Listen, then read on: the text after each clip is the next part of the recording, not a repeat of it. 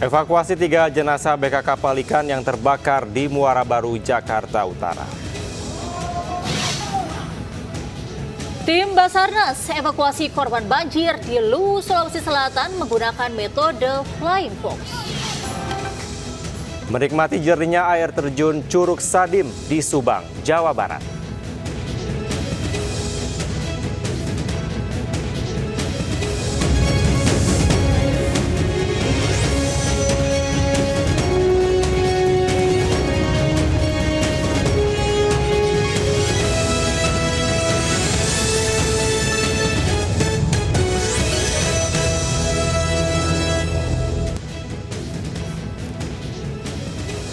Assalamualaikum warahmatullahi wabarakatuh. Selamat pagi pemirsa. Halo Angel, selamat pagi. Selamat pagi Kevin, selamat pagi pemirsa. Apa kabar Kevin? Luar biasa, aku selalu semangat. Kamu gimana pagi hari ini? Tetap semangat ya, apalagi masih di awal pekan. Betul. Dan pemirsa, selain 3 berita tadi, kami juga hadir dengan beragam informasi menarik lainnya.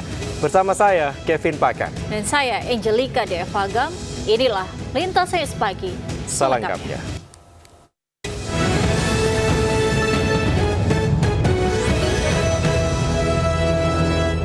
Tim kuasa hukum keluarga korban mahasiswa STIP mendatangi Polres Metro Jakarta Utara untuk menyerahkan bukti baru. Ya, tim kuasa hukum mencurigai adanya tersangka lebih dari 1 karena ada usaha menutupi kronologi. Tim kuasa hukum keluarga Taruna STIP korban penganiayaan oleh seniornya mendatangi Mapolres Metro Jakarta Utara untuk menyerahkan bukti baru. Bukti tersebut berupa tangkapan layar dari akun Instagram yang menampilkan obrolan grup angkatan korban yang menunjukkan sejumlah oknum memberi perintah untuk menutupi kronologi penganiayaan terhadap korban. Berdasarkan bukti tersebut, kuasa hukum mencurigai adanya tersangka lebih dari 1, sehingga polisi perlu melakukan penyelidikan lebih lanjut.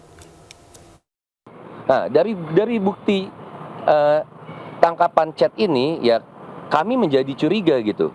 Kenapa muncul kalimat seperti ini? Apakah ada sesuatu narasi yang dibuat untuk menyimpan suatu kejadian yang sebenarnya? Oleh karenanya kami menambahkan bukti baru ini dan juga dari pihak kepolisian juga akan mendalami lagi. Nah, dari pendalaman itu mungkin bisa muncul adanya tersangka baru atau hal-hal lainnya untuk terkait dengan kasus ini, dan kita masih menunggu untuk proses tersebut. Pemirsa, aksi emak-emak mencuri perhiasan di toko emas di Kabupaten Probolinggo, Jawa Timur terekam kamera CCTV. Pelaku sangat lihai dan membagi tugas, seorang mengecoh pegawai toko dan pelaku lainnya memasukkan perhiasan incarannya ke baju. Kini polisi tengah menyelidiki kasus pencurian guna menangkap pelaku.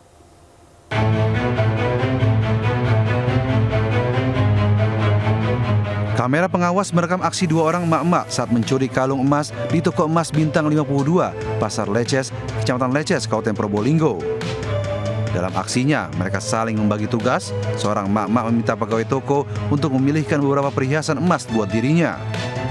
Ketika pegawai toko lengah, pelaku memberikan kalung emas kepada rekan yang di belakangnya dan langsung disembunyikan di balik hijab yang dipakainya.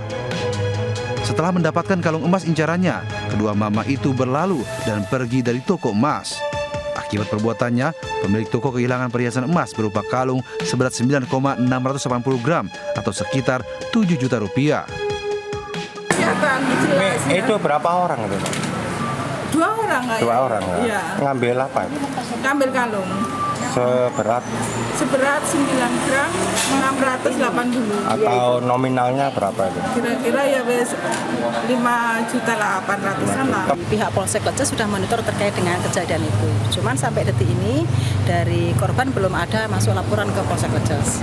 Nanti kami akan coba mendatangi korban lagi untuk menyampaikan himbauan untuk berkenan bisa melaporkan kejadian tersebut ke Polsek Leces agar kami bisa menindaklanjuti perkara tersebut lebih lanjut.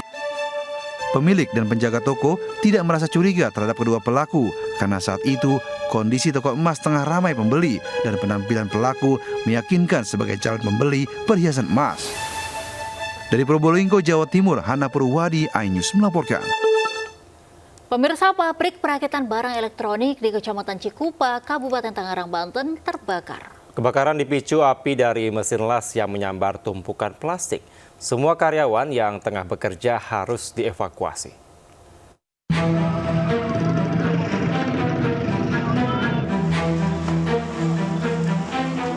Asap tebal disertai kobaran api muncul dari bangunan pabrik perakitan barang elektronik di Kecamatan Cikupa, Kabupaten Tangerang, Banten, Senin siang.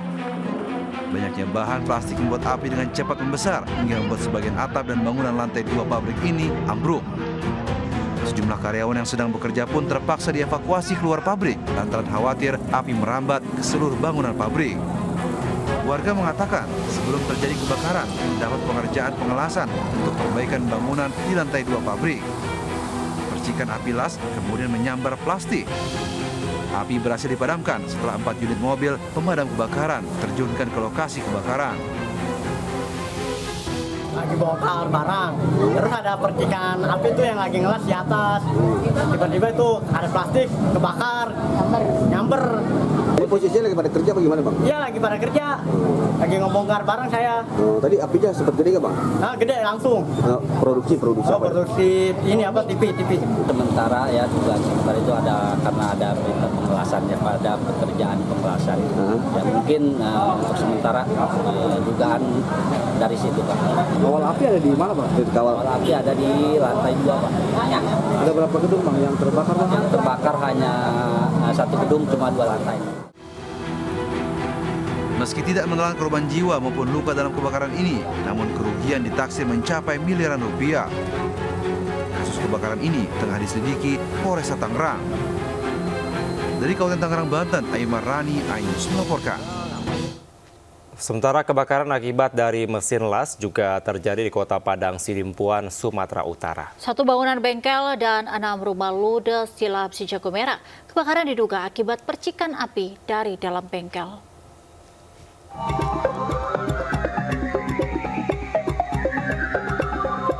Kebakaran melanda 7 bangunan di Jalan Imam Bonjol, Kelurahan Padang Matinggi, Kota Padang Sidimpuan, Sumatera Utara, Senin siang. Kebakaran berawal saat seorang pekerja bengkel tengah melakukan pengelasan di dalam bengkel. Namun nahas percikan api dari mesin las menyambar 1 unit mobil yang tengah terparkir di dalam bengkel.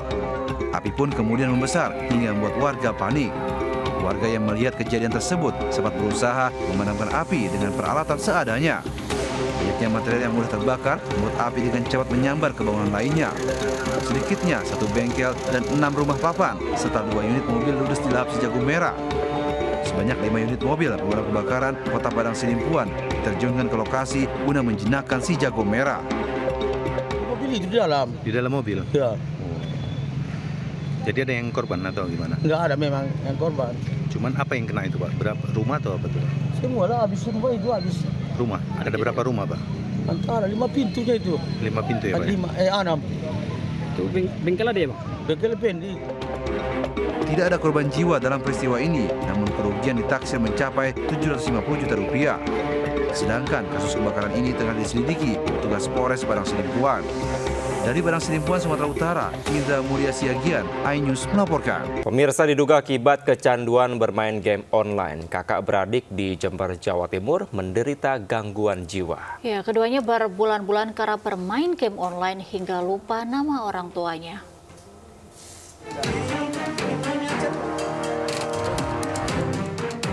Sekilas 2 kakak beradik, EW 19 tahun dan SA 17 tahun, nampak normal seperti remaja pada umumnya. Namun keduanya harus menjalani terapi dan pengobatan intensif di rumah sakit lewat PJ Kesehatan Jiwa Kemuning Sari Kidul, Jember. Menurut orang tua, kedua anaknya hobi bermain game daring di dalam kamar tanpa berhenti dan dilakukan bertahun-tahun. Hingga akhirnya sang ibu mengetahui anaknya tidak normal setelah keduanya tidak mengenal nama orang tuanya lagi. Usai diperiksa, keduanya pun divonis alami depresi berat. Katanya dikasih pil saraf katanya. Saraf itu ya. Tapi sudah dikasih uang, sudah sering. Berapa kali ngambil obat. Saya telat ini nggak punya uang yang mau ngambil. Biasanya kan saya nyuruh orang, nggak datang sendiri. Obat, jadi ibu ini minta tolong ke tetangga. Nah, dari pihak tetangga itu kan kalau minta obat pasti ada transport yang mungkin untuk beli bensin atau apa ya. Lama-lama ibu ini tidak ngambil obat. Meski sudah dalam pemantauan pihak medis, namun orang tua mengaku tak sanggup lagi membeli obat untuk kedua anaknya karena keterbatasan keuangan. Dari Jember, Jawa Timur, Bambang Sugiharto, iNews melaporkan. Pemirsa, Satres Narkoba Polresta Padang menangkap 2 orang wanita yang tengah asik pesta narkoba di rumah kontrakan di Kecamatan Lubek, Kota Padang. Polisi juga menyita 1 paket kecil sabu-sabu beserta alat hisap sabu yang dibuang pelaku keluar jendela.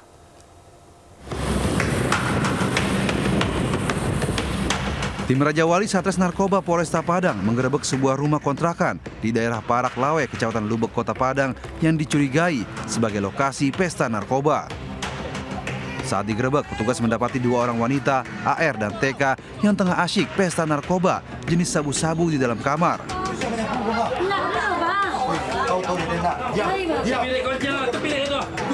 Petugas juga menyita 1 paket kecil sabu-sabu dan alat hisap sabu yang sempat dibuang pelaku lewat jendela kamar. Penggerebekan dilakukan atas dasar laporan dari masyarakat yang resah dengan aktivitas pelaku yang kerap menggelar pesta dan transaksi narkoba. Pelaku tindak pidana narkotika jenis sabu lagi pesta di sebuah rumah, tim langsung bergerak dan alhamdulillah berhasil mengamankan 2 orang pelaku dan barang bukti. Sabu, beberapa paket dan alat hisap juga dari TKP. Bersama barang bukti, kedua orang pelaku digelandang ke Mapolresta Padang untuk penyelidikan lebih lanjut. Dari Padang, Sumatera Barat, Budi Sunandar, iNews melaporkan. Pemirsa, akibat dihantam gelombang, sebuah kapal kayu tanpa muatan tenggelam di perairan Tanjung Kelit, Kabupaten Lingga, Provinsi Kepulauan Riau. Akibatnya 5 anak buah kapal terombang-ambing di tengah lautan hingga akhirnya diselamatkan kapal nelayan yang melintas.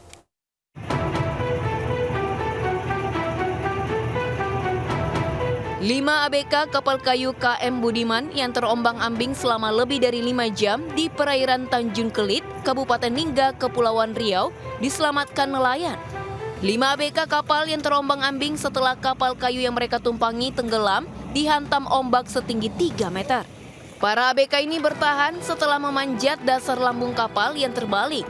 Sebelum tenggelam, kapal kayu ini sedang berlayar dari galangan kapal Pancur menuju Moro Tanjung Balai Karimun. Sesampainya di perairan Tanjung Kelit, Kabupaten Lingga, cuaca buruk melanda. Kapal yang mereka tumpangi dihantam ombak setinggi 3 meter. Bersama nelayan, petugas langsung turun ke lokasi dan mengevakuasi ABK ke pulau terdekat. Saat evakuasi, kondisi para ABK sudah mulai lemas dan kedinginan akibat terlalu lama di dalam air. Nah, untuk barang-barang yang kita amankan itu tali temali kapal, kemudian surat-surat kapal itu kita amankan. Ya, kenapa kapal itu tenggelam? Karena waktu itu cuaca ekstrim kali, jadi memang betul kena barat laut, kapal itu mati mesin, mereka sudah melabuh jangkar, tapi jangkar putus, jadi terombang-ambing hingga kapal masuk air dan tenggelam. Sampai dek atasnya pun pecah, mereka di atas dek kapal. Setelah mendapat pertolongan dari petugas kesehatan di Tanjung Kelit, para ABK dibawa ke Dabo Lingga untuk kemudian dipulangkan ke kampungnya di Tanjung Balai Karimun. Dari Batam, Kepulauan Riau, Gusti Yonosa melaporkan. Pemirsa, tergerus aliran Sungai Cipakan Cilan, rumah warga di Kampung Sindang Resmi, Kecamatan Bogor Selatan, Kota Bogor, ambruk menimpa penghuni yang sedang menonton televisi. Ya, akibatnya korban mengalami luka memar di pundaknya lantaran tertimpa lemari.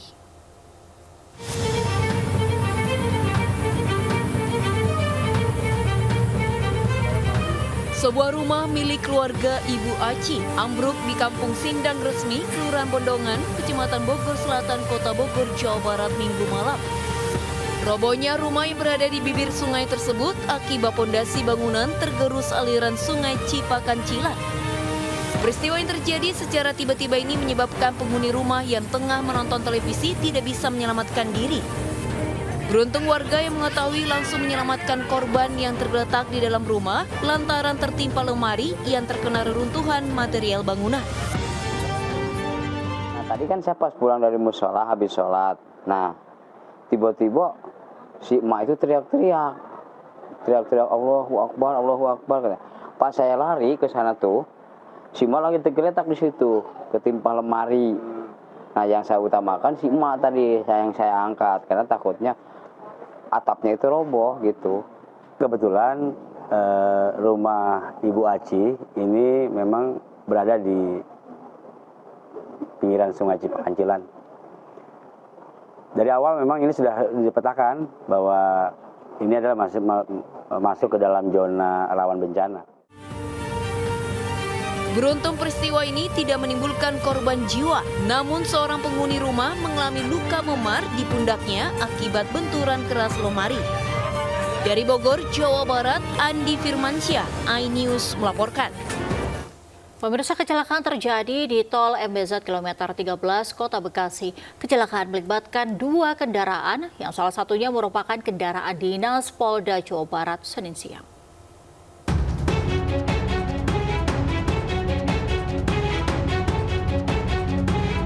Inilah detik-detik kecelakaan yang melibatkan mobil SUV berplat dinas Polri dengan minibus terekam kamera dashcam di tol MBZ kilometer 13 Kota Bekasi, Jawa Barat. Terlihat mobil berplat Polri menyalip dan melaju kencang dari bahu jalan tol MBZ dan menabrak minibus hingga terbalik. Minibus yang oleng menabrak tembok pembatas tol.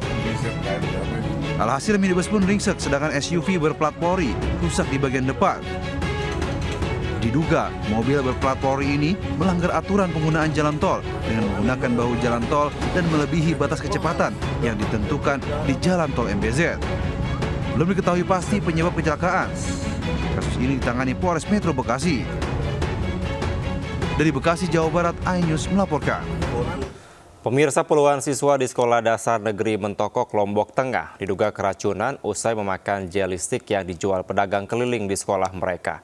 Sementara itu belasan siswa lain yang mengalami gejala cukup parah dilarikan ke puskesmas terdekat.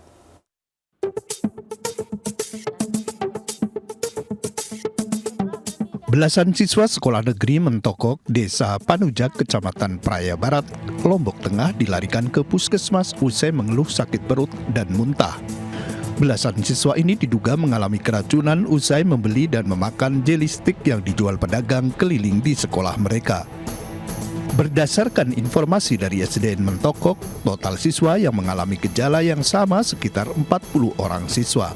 Namun, dari puluhan siswa tersebut, 15 diantaranya dilarikan ke puskesmas terdekat lantaran membutuhkan penanganan lebih serius. Kejadian bermula saat siswa tengah melaksanakan upacara pada Senin pagi. Kemudian selesai upacara, sejumlah siswa mengeluhkan sakit perut dan muntah, sehingga bergiliran ke toilet.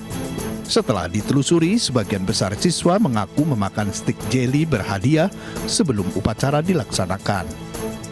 Kita juga mengerjakan apel tadi. Nah, setelah 1 jam mengerjakan apel, baru dia terasa sakit perutnya. Nah, itu baru kejadian mulas-mulas. Apel, permisi Bu, enggak bisa ikut apel, langsung ke kamar mandi. Permisi Bu, kenapa banyak sekali yang pergi ke kamar mandi gitu. Apanya gitu. Terus pasti ini keracunan. Kita infus ada beberapa pasien yang kita kasih obat oral atau obat minum. Nah, pasien yang kita kasih obat oral atau obat minum ini sebagian sudah pulang sudah pulang. Tersisa mungkin yang memang kita anggap observasinya masih kita intens. Maka kita tidak anjurkan untuk pulang dulu Sementara itu, sejumlah siswa saat ini masih dirawat di Puskesmas Panujak untuk dilakukan observasi lebih lanjut. Penanggung jawab UGD Puskesmas Panujuk juga masih melakukan pemeriksaan terhadap penyebab pasti siswa keracunan. Ulangi, dari Lombok Tengah, Nusa Tenggara Barat, Emma Widiawati, iNews melaporkan.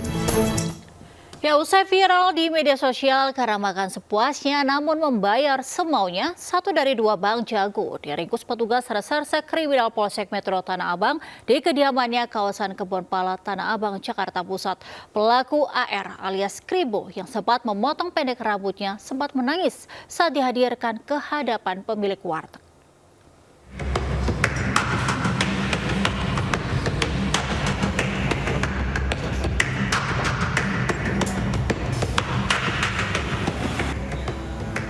Dengan tangan terborgol, AR alias Kribo hanya bisa tertunduk malu saat digelandang petugas Reskrim Polsek Metro Tanah Abang ke sebuah warteg bahari di Jalan Kiai Haji Mas Mansur, Tanah Abang, Jakarta Pusat, Senin siang. Polisi meringkus AR di kediamannya kawasan Kebun Pala, Tanah Abang, Jakarta Pusat. Kribo yang memotong pendek rambutnya demi mengelabui petugas sempat menangis saat diinterogasi Kapolsek Tanah Abang di depan pemilik warteg. Kepada petugas, pria yang berprofesi sebagai juru parkir liar itu mengaku menyesal dan terpaksa melakukan aksi Bang Jago lantaran ingin makan enak namun hanya memiliki sedikit uang. Pelaku dijerat pasal 335 KUHP tentang perbuatan tidak menyenangkan. Namun berkat kesepakatan dengan pihak warteg, Kribo akhirnya dilepaskan dengan catatan tidak akan mengulangi perbuatannya. Polisi juga masih memburu rekan Kribo dan sejumlah Bang Jago lainnya yang kerap makan di warteg tersebut tanpa membayar sepeser pun. Setelah kejadian, setelah pelaku menyadari bahwa dirinya itu viral, kemudian pelaku berinisiatif mencukur rambutnya untuk bisa lepas dari penyelidikan kepolisian. Namun tim kami berhasil dari unit reskrim Polsek Metro Tanah Abang berhasil mengidentifikasi pelaku dan langsung mengamankan yang bersangkutan di kediamannya. Di warung nasi khas Tegal ini, Kribo bersama rekannya terekam kamera pengawas CCTV melakukan aksi Bang Jago dengan makan sepuasnya namun membayar semaunya. Pemilik warteg Nada menyebut aksi pelaku telah berlangsung 3 tahun dan terus berulang, bahkan ada pria lain yang juga melakukan hal yang sama hingga membuat resah dan warung merugi. Kesabaran pemilik warteg akhirnya tak dapat dibendung sehingga rekaman CCTV diunggah di media sosial dan akhirnya viral. Dari Jakarta, Rani Stun Sanjaya, iNews melaporkan. Pemirsa, akibat merugi, pabrik sepatu Bata di Purwakarta, Jawa Barat akhirnya menyatakan tutup. Akibat penutupan tersebut, sejumlah karyawan mengadu dan meminta bantuan kepada LBH SPSI untuk mendapatkan hak-haknya. Sejumlah karyawan mengaku kaget dengan penutupan pabrik sepatu tersebut.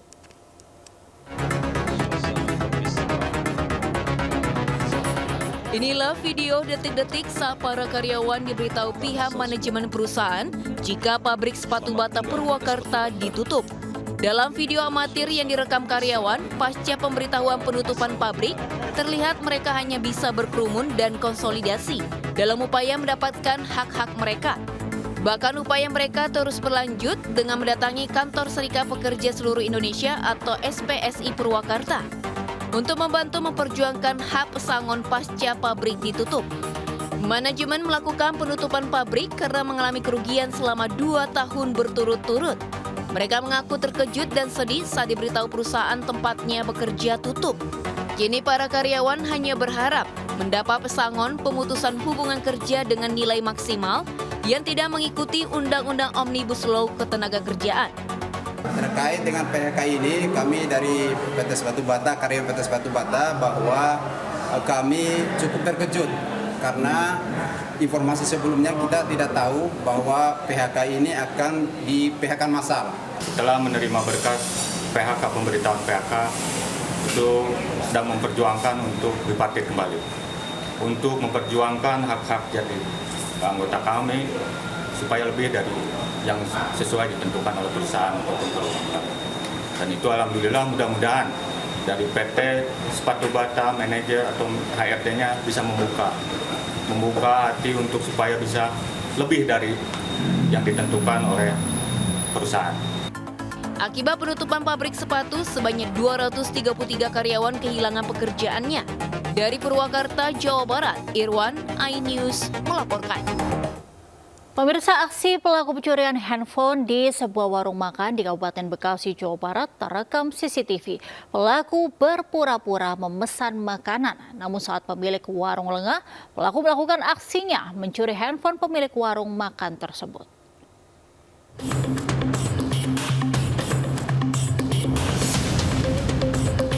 Aksi pelaku pencurian ponsel di sebuah warung makan di Jalan Warung Bongkok, Cikarang Barat, Kabupaten Bekasi, Jawa Barat terekam CCTV. Dalam aksinya, pelaku berpura-pura memesan makanan saat pemilik warung tengah sibuk melayani.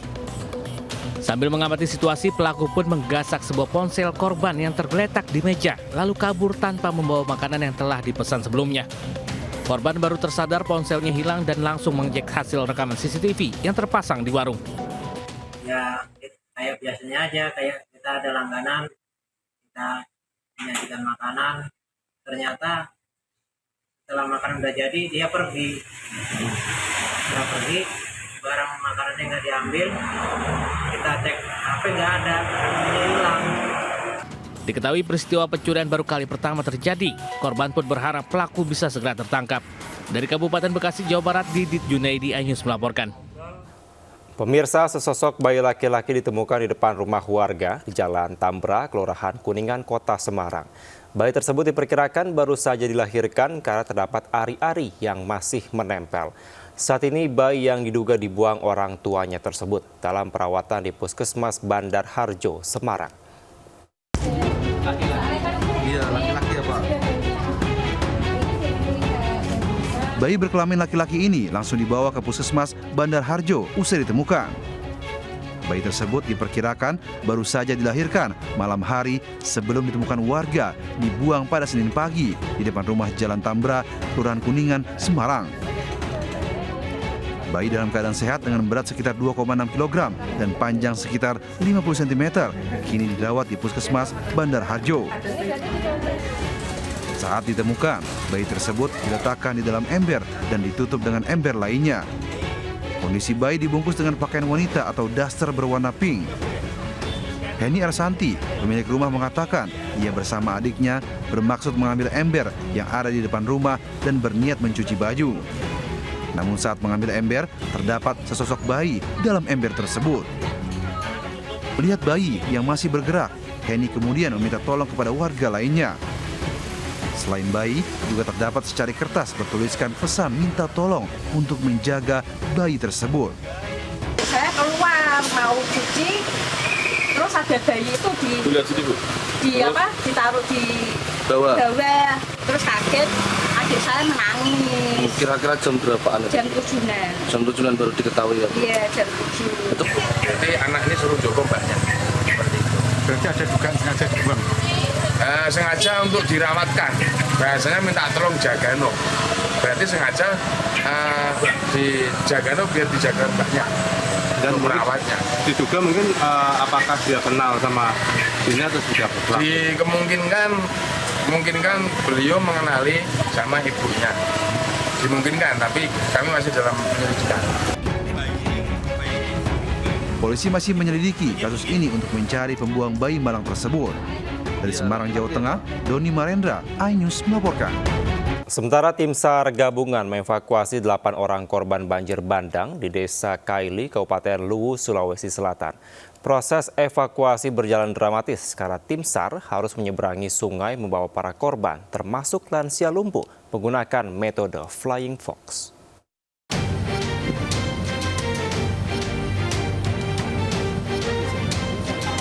Proses evakuasi korban banjir warga Desa Kalili, Kecamatan Suli Barat, Kabupaten Luwu, Sulawesi Selatan berjalan dramatis. Tim SAR harus bertaruh nyawa menahan derasnya arus sungai demi mengevakuasi 8 orang warga termasuk anak-anak dan lansia yang menderita lumpuh.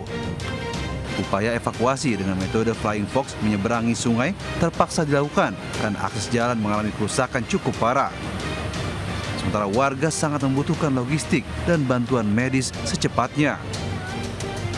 Ke-8 korban banjir dievakuasi ke posko pengungsian yang berada di Kecamatan Suli. Selain evakuasi, tim SAR juga melakukan pencarian terhadap seorang korban yang dinyatakan hilang saat terjadi banjir bandang Jumat lalu. Berdasarkan data BPBD, jumlah korban bencana tanah longsor dan banjir bandang di Kabupaten Luwu sudah mencapai 11 orang.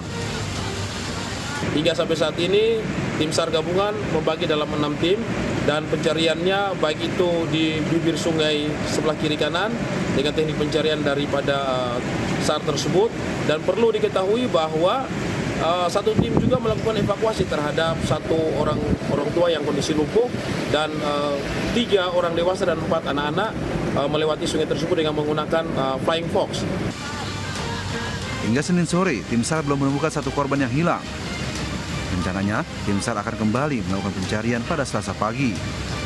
Dari Kabupaten Luwu, Sulawesi Selatan, Nasruddin Rubak, iNews melaporkan. Pemirsa, tim Subdit 3 Direktorat Reserse Kriminal Umum Polda Riau menangkap 4 orang tersangka kepemilikan senjata api ilegal. Dari tersangka, polisi menyita 2 pucuk senjata api jenis FN beserta 32 butir peluru aktif.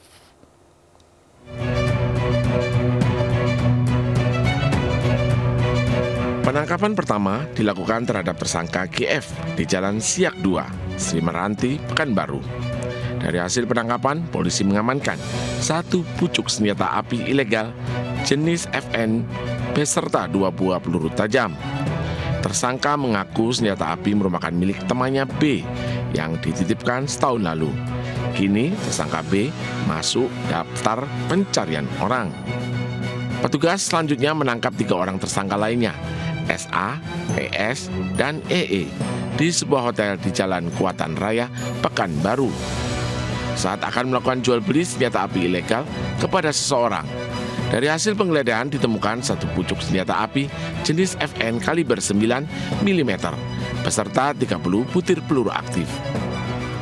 Kuantan Raya tepatnya di Hotel NW, kemudian melakukan penangkapan terhadap 3 orang yang perannya 1 pemilik senjata api, yang kedua sebagai penghubung karena senjata ini mau dilakukan transaksi jual beli terhadap orang. Kini keempat tersangka masih menjalani pemeriksaan di Mapolda Riau dan terancam hukuman 10 tahun penjara. Dari Pekanbaru Riau, Indra Yusrizal melaporkan. Pemirsa, sidang kasus pembunuhan seorang gadis muda oleh pacarnya sendiri di Pengadilan Negeri Tasikmalaya kelas 1A Jawa Barat diwarnai kericuhan. Keluarga korban langsung mengejar terdakwa yang akan dibawa ke mobil oleh petugas. Bahkan mobil dihadang dan dipukuli keluarga korban.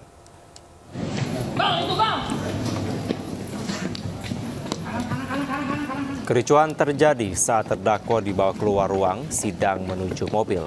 Keluarga korban dan warga langsung mengejar terdakwa karena ingin menghakimi terdakwa. Bahkan mobil yang mengangkut terdakwa dihadang dan sempat dipukuli oleh keluarga korban. Namun mobil berhasil lolos dari amukan massa. Ratusan warga dan keluarga korban hadir dalam sidang kasus pembunuhan Wiwin Wintarsih, 19 tahun, yang terjadi pada tanggal 29 November 2023 lalu. Wiwin Wintarsih dihabisi oleh pacarnya sendiri, Herdis Permana, 20 tahun, seorang mahasiswa di salah satu perguruan tinggi di Tasikmalaya. Pembunuhan korban direncanakan oleh terdakwa pada sehari sebelumnya, di mana karena korban meminta pertanggungjawaban karena sudah telat datang bulan. Dalam persidangan, jaksa penuntut umum menuntut terdakwa dengan hukuman mati. Permana melakukan tindak kejahatan dengan berencana sangat sadis, maka vonis mati yang sudah dituntut oleh jaksa penuntut umum. Tadi ini tuntutannya vonis mati ya? Vonis mati. Sesuai dengan harapan harapan kami, keluarga, pemerintah desa dan seluruh orang yang hadir di sini, kurang lebih kita 240 orang. Udah sesuai dan kita vonis mati, itu yang kita harapkan. Oke. Terus tadi sempat rame-rame kenapa nih Pak? Sempat rame-rame karena analogi berpikir saya ketika jaksa mengatakan vonis mati, hakim ketuk palu. Ya. Ternyata hakim menunda sidang minggu depan. Nah ini yang timbul gejolak kita itu, yang timbul gejolaknya. Seorang tenaga kerja Indonesia asal Kabupaten Cirebon, Jawa Barat meregang nyawa setelah ditusuk senjata tajam oleh sesama TKI. Peristiwa pembunuhan tersebut terjadi di Tasoku, Kota Daegu, Korea Selatan. Keluarga korban berharap pelaku agar dihukum setimpal oleh pihak kepolisian setempat.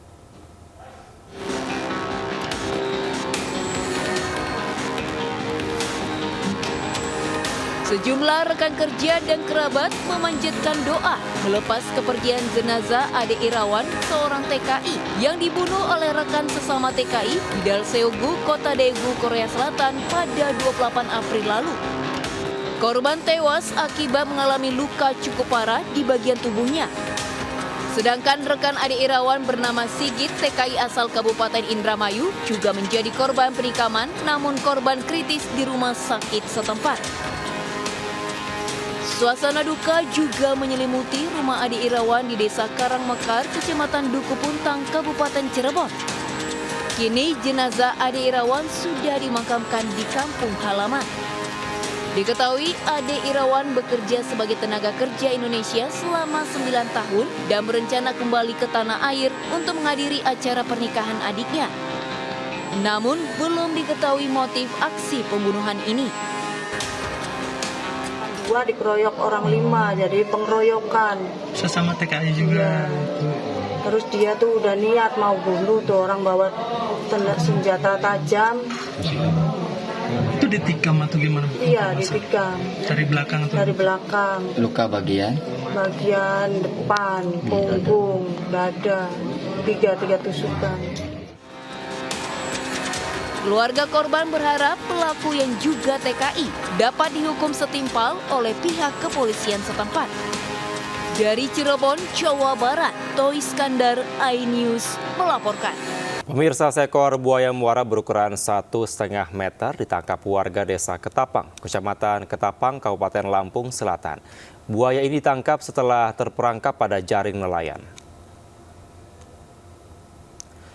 Seekor buaya muara ditangkap warga desa Ketapang, Kecamatan Ketapang, Lampung Selatan setelah tertangkap jaring nelayan.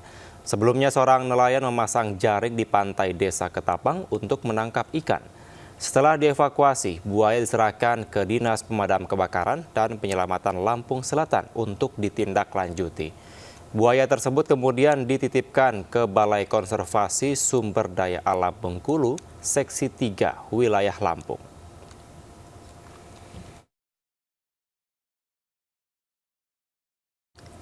Ya, Kevin dan juga pemirsa, wilayah Provinsi Aceh menjadi surga kuliner dengan banyaknya olahan bercita rasa khas rempah dan tentunya begitu lezat. Ya, benar sekali Angel dan pemirsa, di mana salah satu kuliner yang jarang ditemui di tempat lain adalah mie tumis udang yang begitu menggoda. Berikut liputannya untuk Anda.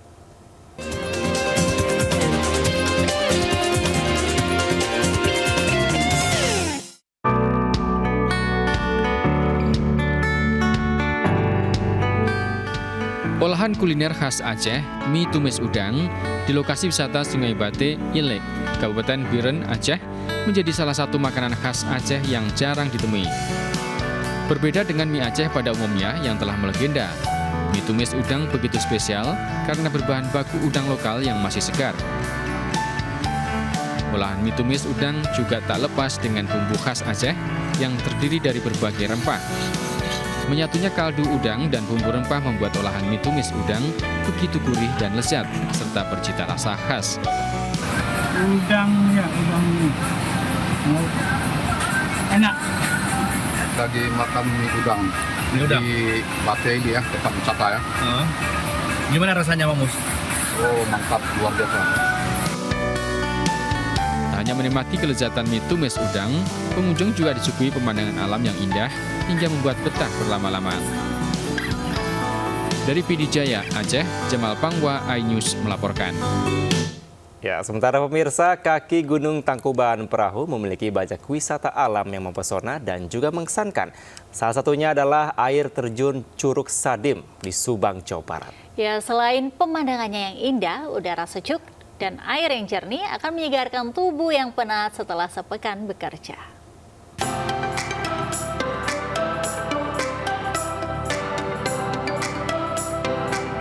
Memasuki lokasi wisata Curug atau air terjun Sadim di Desa Cicadas, Sagala Herang, Subang ini, pengunjung langsung dimanjakan dengan pemandangan pegunungan dan hamparan kebun teh yang indah. Curug Sadim di area seluas 2 hektar ini berada di lahan PT PN yang dikelola masyarakat sekitar. Untuk menuju ke curug setinggi 25 meter ini, pengunjung cukup berjalan kaki 100 meter dari lokasi parkiran. Saat menuju curug, pengunjung pun dapat menyusuri sungai berundak dengan air yang jernih. Pemandangan alam yang masih asri dan udara yang sejuk membuat pengunjung betah berwisata ke Curug Sadim ini. Bagus, airnya seger banget. Terus tadi sempat main-main air juga, seneng banget, seger. Cukup bagus, terus juga pemandangannya indah. Ya. Terus juga udaranya sejuk sama dingin itu. Airnya juga bersih. Bagi Anda yang ingin menikmati kesunyian dan suasana malam di lokasi ini, juga dapat camping bersama keluarga. Dari Subang, Jawa Barat, Yudi Heriawan Juanda, iNews melaporkan. Ya, berkat ketekunannya menabung sedikit demi sedikit, seorang penjual rongsokan sepeda di Jember, Jawa Timur bisa menunaikan ibadah haji. Ya, hasil tabungan selama belasan tahun ini berbuah manis dengan mendapatkan kuota haji tahun 2024.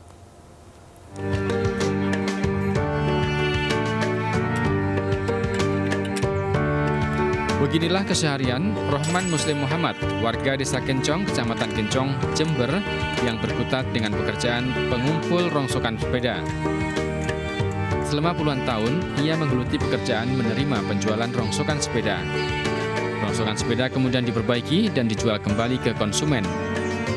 Rohman Muslim pun menyisihkan hasil penjualan sepeda sedikit demi sedikit, hingga akhirnya ia dapat menunaikan haji tahun ini. Usaha saya itu dagang sepeda hotel, sepeda pacar, bekas. Saya perbaiki, kalau laku, sebagian saya makan, sebagian saya masukkan tabungan. Ada izin Allah saya bisa berangkat haji. Mulai dari hak penghasilan dia ada 100.000, ada 50.000, ada 20.000. Saya buat nabung tiap hari. Segala persiapan, baik pakaian ihram, paspor, dan surat-surat lainnya telah disiapkan untuk ibadah haji. Rohman tak henti-hentinya bersyukur, meski hanya bekerja sebagai penjual rongsokan sepeda, ia dapat menunaikan rukun Islam kelima. Rohman akan diberangkatkan ke Tanah Suci pertengahan Mei melalui Bandara Juanda. Dari Jember, Jawa Timur, Bambang Suyarto, iNews melaporkan. Pemirsa, sejumlah nelayan di tempat pelelangan ikan Lampulo, Banda Aceh membuang hasil tangkapan dengan berat mencapai 7 ton lebih. Ya, hal tersebut terpaksa mereka lakukan karena ikan tidak laku dijual serta tidak adanya tempat penampungan yang memadai.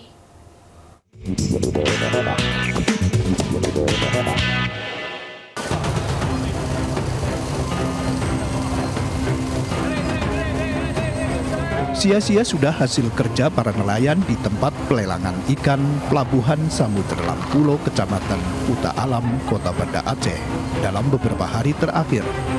Pasalnya melimpahnya hasil tangkapan tidak membuat mereka bisa mendapatkan keuntungan yang maksimal. Jika sebelumnya ikan jenis tongkol dan dencis dijual nelayan mencapai harga Rp500.000 per keranjang, kini hanya dijual dengan harga Rp40.000 per keranjangnya, atau sekitar Rp1.500 per kilogramnya. Kondisi tersebut dalam beberapa hari terakhir membuat ikan melimpah dan nelayan merugi karena sepinya pembeli. Sehingga mereka terpaksa mengubur ikan tersebut ke beberapa lubang dengan kedalaman 5 meter dan lebar 5 meter yang digali menggunakan alat berat. Kalau nelayan, kalau hari ini bulannya memang hancur. Hancur? Memang hancur. Kenapa sebagian dibuang ini, Bang? Alasannya kenapa ini? Karena ini untuk kasur ini nggak bisa. Nggak bisa ngirim karena ikan kecil. Pemerintah sebenarnya harus ada mencari pihak ketiga atau memfasilitasi pihak ketiga bahwa kalau ikan yang begitu melimpah yang ada di Aceh, supaya ini bisa stabil, nelayan juga bisa terjamin kehidupannya di laut.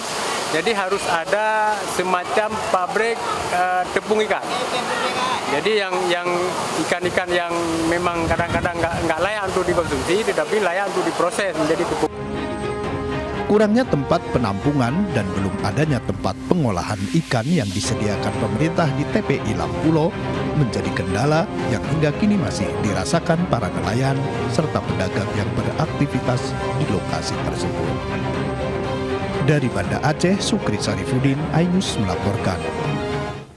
Pemirsa, pro dan kontra Undang-Undang Omnibus Law menjadi bahasan diskusi dalam talk show yang digelar Forum Diskusi Muda di kawasan Kemang, Mampang Perapatan, Jakarta Selatan. Ya, diskusi ini untuk mencari solusi dan menjembatani kepentingan buruh dan juga pengusaha.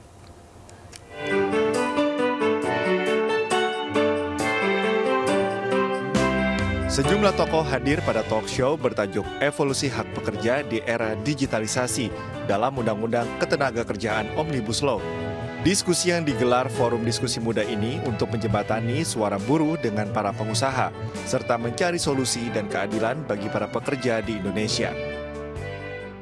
Nah, harapannya ini kita bisa bisa ada perubahan ya terkait dengan kebijakan maupun juga terkait dengan apa yang menjadi keinginan dari buruh itu tersendiri gitu. Kita bisa menjadi penjembatani untuk apa yang diinginkan buruh dan apa yang ada di pemerintah dan pengusaha. Undang-undang yang ada sekarang Omnibus Law itulah yang terbagus saat ini.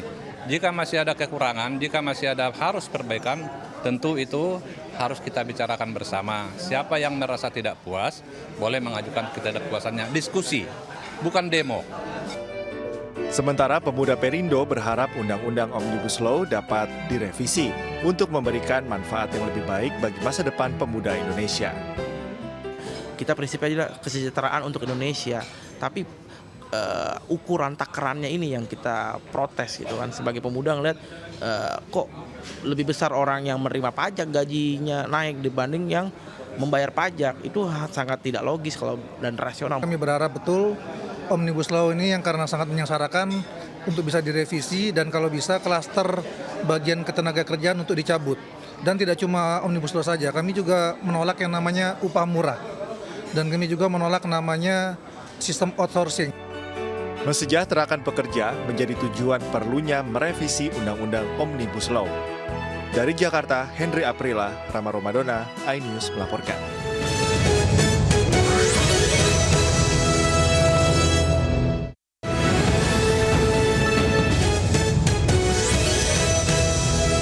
Pemirsa, usai menjalani pertandingan final Thomas Uber Cup pada minggu kemarin, tim Indonesia Senin malam tiba di tanah air. Ya, seluruh tim tiba di Bandara Soekarno-Hatta disambut langsung jajaran PBSI dan Menpora Dito Aryo Tejo.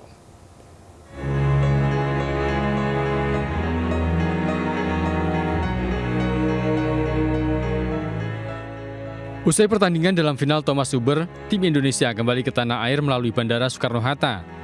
Kedatangan seluruh tim Thomas Uber Indonesia disambut jajaran pengurus PBSI dan Menteri Pemuda dan Olahraga Dito Aryo Tejo. Menpora Dito Aryo Tejo mengapresiasi tim Indonesia yang mampu membawa medali perak runner-up Thomas Uber 2024 melawan Tiongkok. Ia pun menyemangati para atlet untuk tetap berjuang menuju Olimpiade Paris yang akan datang. Dan saya sangat bangga dengan perolehan tim Uber yang setelah 16 tahun puasa di final, kemarin akhirnya menorehkan sejarah kembali ke final. Tepuk tangan. Dan juga tim Thomas yang sudah 3 kali berturut-turut selalu ada di final. Karena proses sampai final itu paling susah. Mendapatkan juara atau tidak, itu sudah takdirat di atas. Ya, pemirsa, Asosiasi Emiten Indonesia atau AEI bersama Ikatan Sarjana Ekonomi Indonesia atau ISEI kembali menggelar turnamen golf untuk tahun kedua kalinya di Bogor, Jawa Barat. Turnamen antar dua organisasi ini untuk mempererat persaudaraan antar kalangan pasar modal dan para ekonom juga membawa misi memajukan olahraga golf di Indonesia.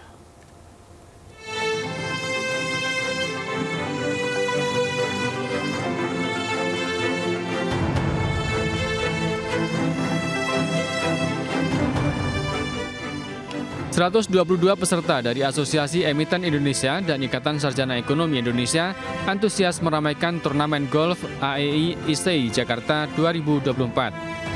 Turnamen golf ini merupakan tahun kedua setelah tahun lalu digelar turnamen yang sama, kolaborasi antara AEI dan ISEI.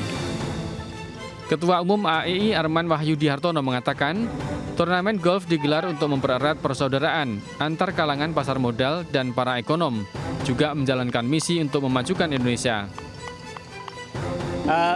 Ini turnamennya sih semua anggota kan, ya jadi benar-benar untuk mempererat persaudaraan lah di antara kita semua karena namanya ya pasar modal dan ekonomi itu semua hidup sebagai satu ekosistem.